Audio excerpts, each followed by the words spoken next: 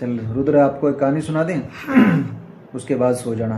हाँ। राजस्थान के एक गांव में ना एक व्यक्ति रहता था और उसको हाँ। बहुत समस्याएं रहती थी। हाँ। बड़ा दुखी परेशान, कहता है एक समस्या चली गई, दूसरी आ गई, दूसरी चली गई, तीसरी आ गई, बड़ा दुखी।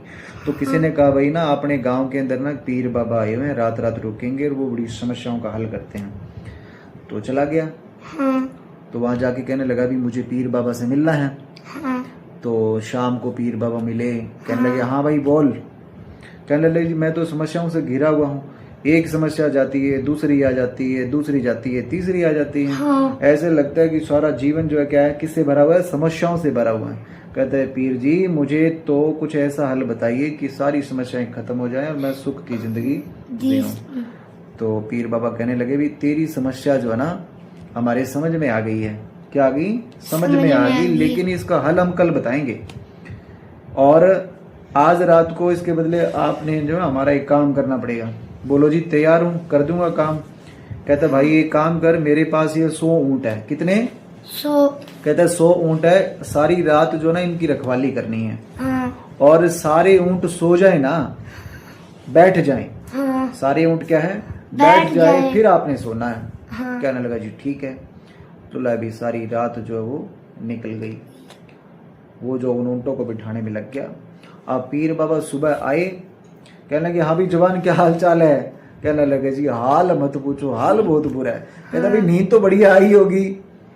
कहता जी नींद कहाँ आई? बोले कैसे भाई? कहता मैं तो सारी रात ऊंटों को बिठाने में लग गया। कैसे? कहता जी कुछ ऊंट तो अपने आप बैठ गए, है ना, कुछ कहता प्रयास करने के बाद भी नहीं बैठे, कुछ प्रयास करने के बाद बैठ गए लेकिन कुछ फिर उठ गए। कहते सारी रात मेरी तो किस्में निकल गई, ऊंटों को बिठाने में लग गई, कोई नींद नहीं आई।